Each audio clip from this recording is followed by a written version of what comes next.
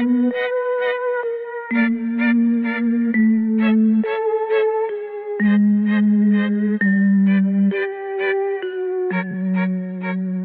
have experience working at a call center over in Spokane.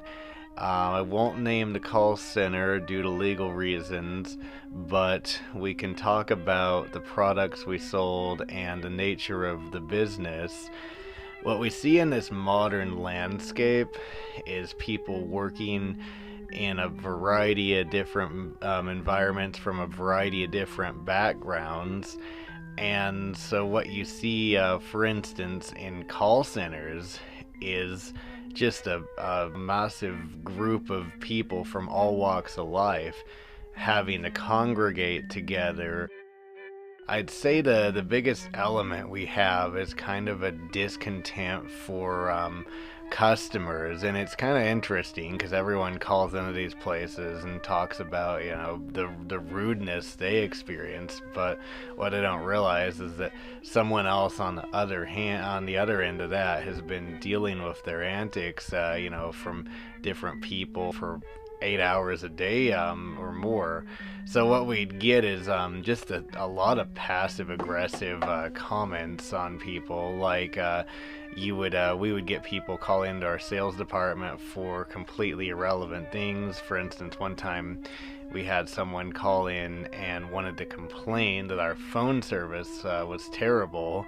And so I would keep pretending I couldn't hear him. I would say, so what are you saying? I can't hear you. And he'd say, your service fucking sucks. And I'd say, I can't understand what you're saying. I don't think your service is coming in all that well.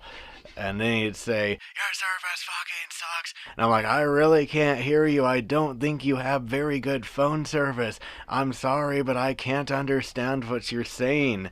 And he'd scream and say, I get your fucking trick, fuck off. And then hang up. And you'd get elements like that, where essentially, I mean, we'd all just want to get away with whatever we could get away with. Beyond that, I think another common element to talk about is self-medication. That was common, both marijuana and alcohol, but then beyond that, of course, uppers, downers, everything in between was fair game at these sorts of centers. I had a particular experience with LSD at one point, and that was a colorful experience. Surprisingly, it was during the week when the iPhone was coming out, and so it was a very colorful time where I was essentially.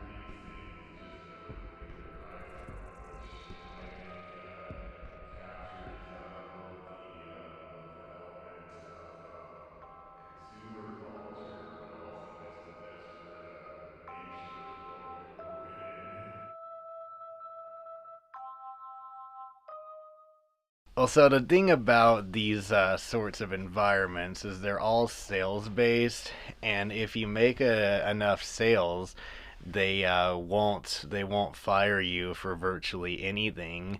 However, the moment your sales decline, even if they won't say that it was because of your sales declining, they will definitely find a reason to fire you. And another thing to mention too is that in order to actually have a reason to fire you, they would have to pull the calls, of course. And so during times like when the iPhone is being released, there's hundreds of thousands of calls going through. So you kind of just can blend into obscurity in that kind of an environment. I had actually reported this company for credit fraud, and because of that, there was some pretty obvious pushback. it was interesting. They wanted to have reasons to fire me, and they could have found trillions of reasons throughout my tenure there, but at the end they actually knowingly made up a situation where they said I was rude to a customer just out of sheer laziness of not being willing to find a real reason to fire me, which in my case worked out well, but it just shows the sheer laziness of them.